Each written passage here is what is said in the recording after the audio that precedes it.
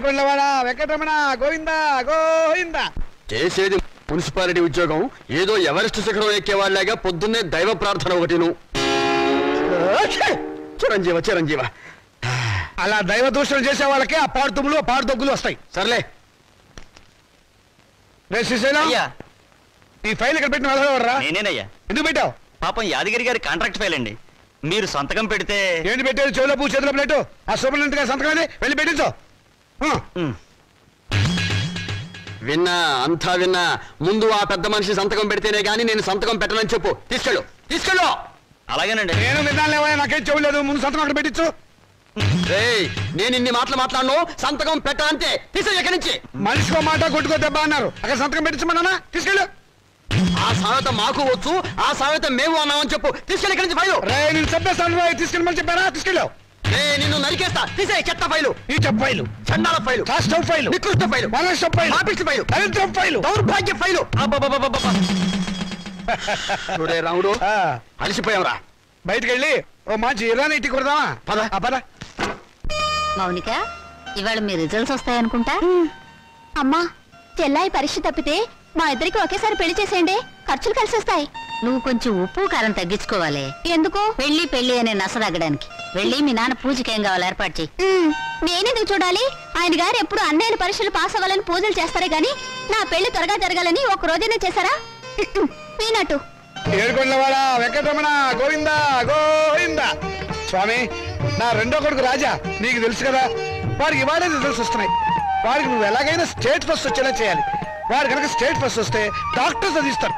నీ పేరును ఒక హాస్పిటల్, నీ భార్య పద్మావతి పేరును ఒక మెటర్నిటీ వార్డు కట్టిస్తాడు. వెంకటేశ్వర్లు, శ్రీనివాసరావు, ఏడుకొండలు అనే పేర్లున్న వాళ్ళందరికీ ఉచితంగా మందులు ఇప్పిస్తాను స్వామి.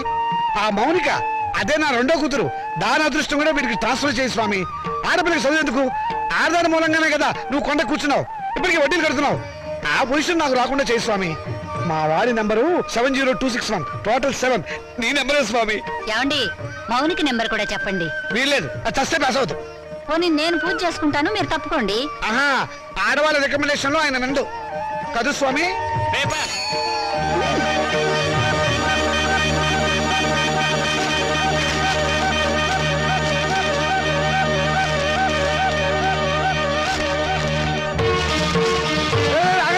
అదేమన్నా ఇంగ్లీష్ రా, రిజల్ట్స్ వచ్చిన పేపర్ తొందరగా చూడండి రా. నాకు అసలు టెన్షన్ గా ఉంది. పెళ్లి పందిరి అసలు పేపర్ ఎక్కడ? దీనిలో లేదు నాన్న, మౌనిక దగ్గర పేపర్ ఉంది, దాంట్లో ఉంటుందేమో.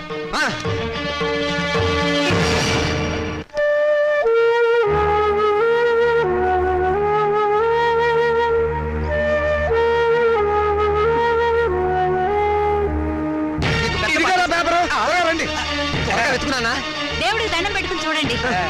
ఆడపిల్ల మహాలక్ష్మి, ముందు దాని నెంబర్ చూడండి. మాకు తెలుసులే. ఇదిగో ఇక్కడుంది.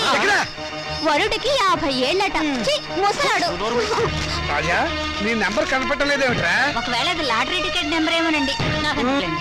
వీడు స్టేట్ ఫస్ట్ వచ్చి ఉంటాడు నాన్న, ఫ్రంట్ పేజ్ లో చూడండి. అంత కష్టపడి చదివితే నెంబర్ లేకుండా ఉంటుందా? ఈ చివరుందేమో చూడండి. చూసారే, 1 10 సార్లు చూసా. నెంబర్ ఉంటేగా కనపడటానికి. అంటే నేను తప్పినట్టేనా నాన్న?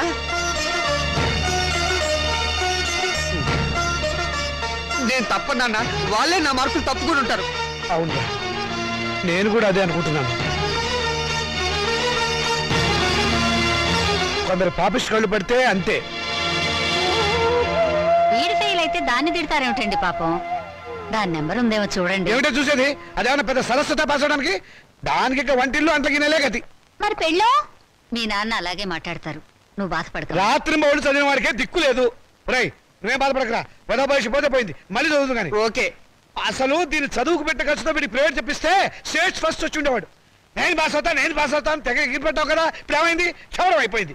ఇందిరాగాంధీ ప్రధానమంత్రి అయినప్పటి నుంచి ప్రతి అవదానికి అంత అయిపోవాలనే. చదివించాలి కానీ ఏమో నేను తరటి పోసి మూల కూర్చోబెట్టు. నమస్కారం సార్. నమస్కారం. రామచంద్రయ్య గారు అంటే నేనే. మీరు అయితే మళ్ళీ నమస్కారం సార్. నా పేరు విద్యాపతి, నేషనల్ ఎడ్యుకేషనల్ అకాడమీ ప్రిన్సిపాల్ని. మా చెల్లెలు మౌనిక. ఏమిటండి ఈ ఫోటోలు హడావిడి? కంగ్రాచులేషన్స్. దేనికి? మీ అమ్మాయి మౌనికి ఎంసెట్ పరీక్షలో స్టేట్ ఫస్ట్ వచ్చిందండి.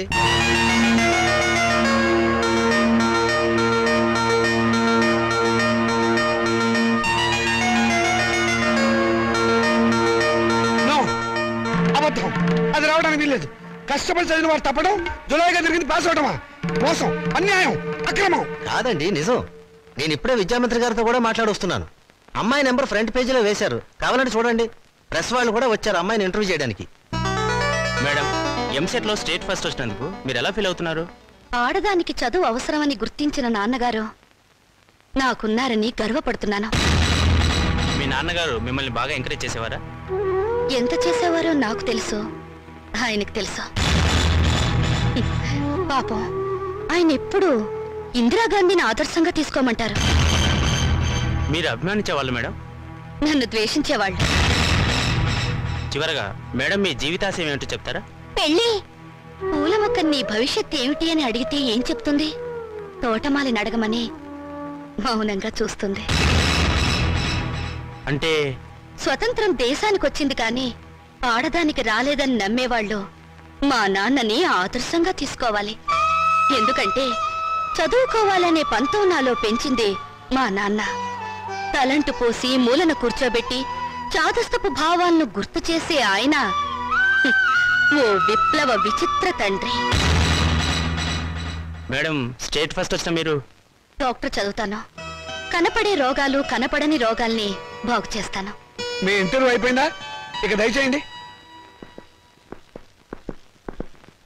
అయ్యా, మీరు నాకు సహాయం చెయ్యాలి. ఏం చేయమంటారో చెప్పండి. ఈవిడ గారు పాస్ అయినట్టు గోడలకి వాల్ పోస్టర్లు అంటించమంటారా? అందుకు మా కాలేజీ ఉంది కదండి. అమ్మాయి మా కాలేజీలో చదివినట్టు, మా కోచింగ్ వల్లే అమ్మాయి స్టేట్ ఫస్ట్ వచ్చినట్టు అమ్మాయి ఫోటో వేసుకుని ప్రచారం చేసుకుంటాం. సొమ్ము నాది, షోకు మీద వీల్లేదు. షోకు మీకు ఉంది సార్, అందుకు బహుమానంగా 50,000 రూపాయలు ఇచ్చుకుంటాం. 50,000? ఇంకేం మాట్లాడకండి సార్, కావలిస్తే లక్షిస్తాం. అంతసేపు వెతికావు, నీ రిజల్ట్స్ నీకు తెలియలేదమ్మా? ఇదిగో ఉంచండి. నా రిజల్ట్ నాకెప్పుడో తెలుసమ్మా. నేను వెతికింది అన్నయ్య నెంబర్ని. నా బంగారు తల్లి. సరస్వతిని వెతుక్కుంటూ లక్ష్మి వచ్చింది.